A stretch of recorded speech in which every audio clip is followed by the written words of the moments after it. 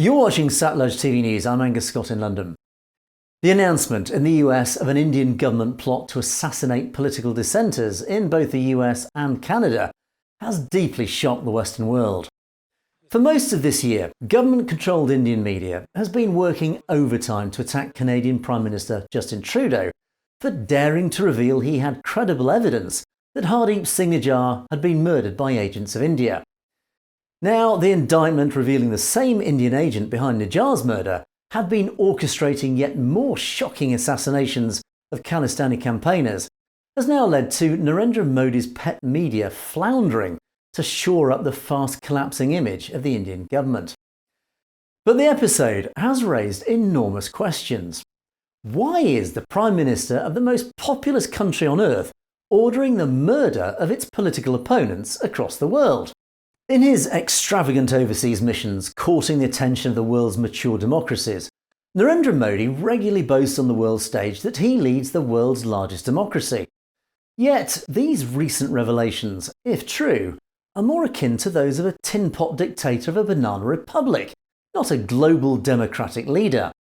To orchestrate the murder of political opponents, not just within India but on the soil of powerful nations like the United States, is an almost unbelievable step for any national leader to take, and brings with it enormous risk, particularly for a nation with so much potential to become a leading future global power.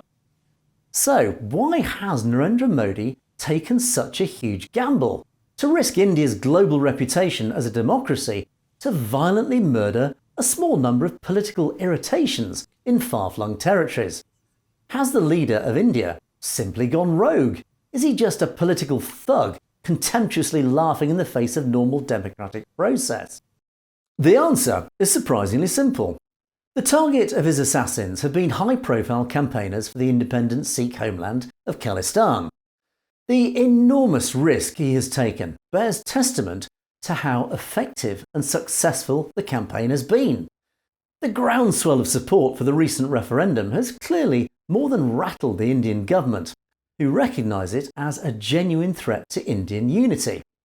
If the movement was indeed as small and as unpopular as the Indian media are often at pains to claim, then it would offer the Punjab the right to self-determination to remove the problem once and for all, as the UK did with Scotland in 2014. And that referendum is a textbook example of genuine democracy in action, despite the inherent risk to British unity that it carried.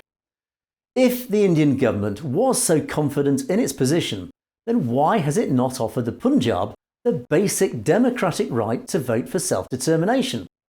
Because it knows, as does the large part of the Sikh community, that support for Khalistan is greater than ever.